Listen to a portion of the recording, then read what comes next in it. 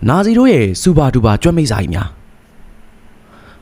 ပရိသတ်များအားလုံးပဲမင်္ဂလာပါခင်ဗျာကျွန်တော်ရဲ့ A4 Channel လေးကနေပြန်လည်ကြိုဆိုလိုက်ပါတယ်ဒီနေ့ဗီဒီယိုမှာတော့ဂျာမန်တို့ရဲ့အယူရန်ဆုံးစိတ်ကူးတွေ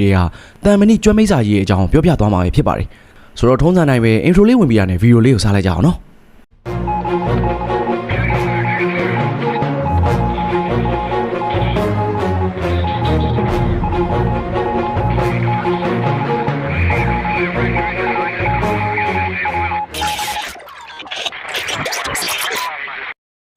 ညာကြီးမှန်မြောင် Night Vision ပါတဲ့ပထမဆုံးတင်ကားကိုထုတ်လုပ်ခဲ့တာ1980မှာမဟုတ်သလို2000ပြည့်နှစ်မှာလည်းမဟုတ်ပါဘူးဒုတိယကမ္ဘာစစ်ကလေးပါဘသူတွေလုပ်ခဲ့တာလဲဆိုတာကိုတော့ခမ်းမှန်းကြည့်ုံနဲ့တင်သိနိုင်ပါတယ်နာဇီတွေပါဒုတိယကမ္ဘာစစ်ကြီးစပြီး4နှစ်လောက်ကြာ1943လောက်မှာတည်းက Night Vision device တွေကိုစပြီးစမ်းသပ်နေခဲ့ကြပါပြီပြီးတော့အဲဒီ device တွေကိုပန်သာလိုတင်ကားတွေမှာစပြီးအသုံးပြုခဲ့ကြပါတယ်ဒါပေမဲ့ဒီနေ့ပြောချင်တာက Night Vision device တွေအကြောင်းမဟုတ်သလိုပန်သာတွေအကြောင်းလည်းမဟုတ်ပါဘူး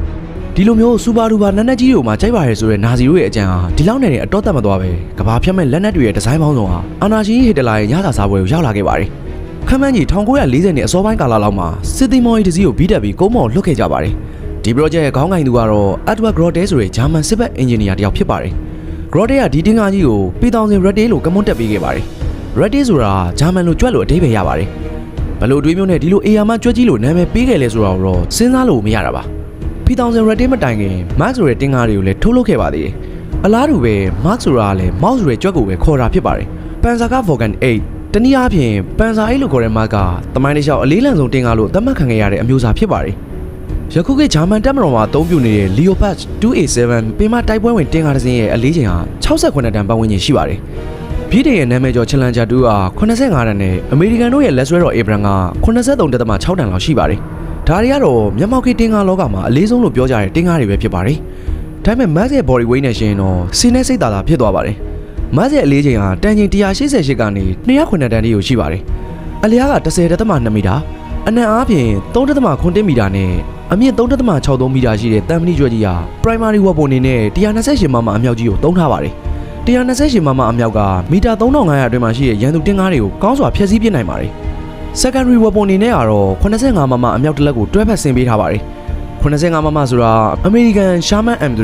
ဂျပန် Type 4 Cheeto နဲ့ဗြိတိရှတို့ရဲ့ Cromwell လိုတင်ကားတွေမှာပင်မလက်နက်တွေနဲ့အသုံးပြုတဲ့အမြောက်ဖြစ်ပါတယ်အရန်အနေနဲ့ကတော့ MG34 လက်နက်တွေကိုတပ်ဆင်ထားပါတယ်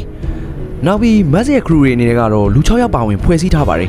Commander တစ်ယောက် Driver တစ်ယောက် Gunner 2ယောက် Radio Operator 2ယောက်နဲ့ကြည်ထိုးမဲ့ Loader တစ်ယောက်တို့ပဲဖြစ်ပါတယ်ကိုယ်ရဲ့အရှိတ်တန်ချက်ကအထူ200မမ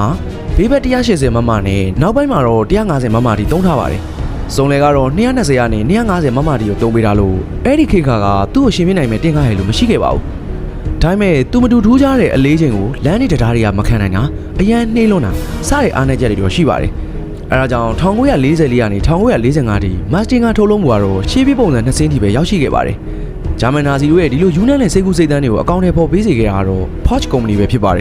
်ဟုတ်ပါတယ်အားလုံးသိကြတဲ့ပြိုင်ကားလှလှလေးတွေကိုထုတ်နေတဲ့ Porsche Company ကအဲ့ဒီခေတ်တုန်းကတင်ကားနဲ့တန်ချက်ကားတွေကိုထုတ်လုပ်ခဲ့တာဖြစ်ပါတယ်တခြားတင်ကားတွေတဲ့ပိုကြီးပြီးပိုစွမ်းအားမြင့်တဲ့ March တင်ကားတွေရဲ့ဒီဇိုင်းကိုဒီဇိုင်းထုတ်တောင်းယူဖို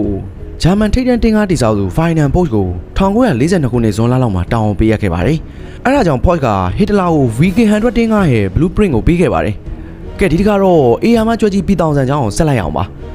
ရွှေရှားနေတဲ့ခန္ဓာကြီးလို့တင်စားရလောက်အောင်ကြီးမားတဲ့တင်ကားရဲ့နာမည်ကလေကျွမ်းတဲ့လန်ကူဇာပီတထောင် Rete ဖြစ်ပါတယ်အလေးချိန်အားဖြင့်တော့တန်ချိန်ပေါင်း1000ကျော်ရှိပါတယ်အရှည်အားဖြင့်35မီတာအမြင့်အားဖြင့်17မီတာရှိပြီးတော့အေယာမသားရဲကြီးကိုရွေးရှားစေဖို့အတွက်ကတော့ရင်ကုန်သင်္ဘောအင်ဂျင်တွေကိုသုံးထားပါတယ်စစ်သင်္ဘောကြီးမှာသုံးတဲ့280မမ naval gun 2လက်128မမတင်းဖြတ်အမြောက်တစ်လက်20မမနဲ့38မမလေယာဉ်ပြအမြောက်တွေနဲ့အတူ MG3443 တို့လိုလက်နက်ငယ်များစွာလည်းပါဝင်ပါတယ်ခရူအနေနဲ့ကတော့တပ်ဖွဲ့ဝင်20ကနေ40ကျော်ထိဝင်ဆန်းပါတယ်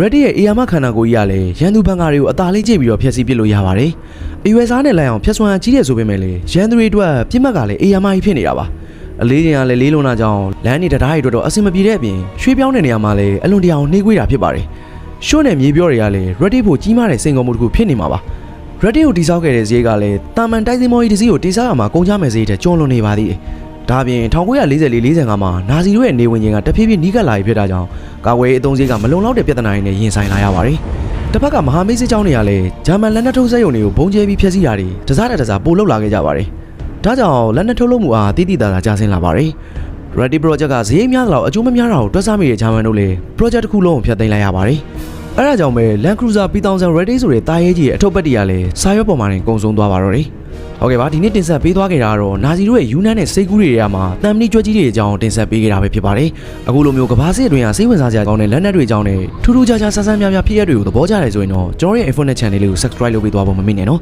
။အစောကြီးကြည့်ပေးကြတဲ့အတွက်ဦးချင်းစီတောင်အထူးပဲကျေးဇူးတင်ရှိပါတယ်။ပရိသတ်တွေအားလုံးပဲကံကောင်းကြီးများစွာရရှိပါစေလို့ကျွန်တော်ရဲ့ Info Net တရားနဲ့ဆုတောင်းပေးလိုက်ပါရဗျာ။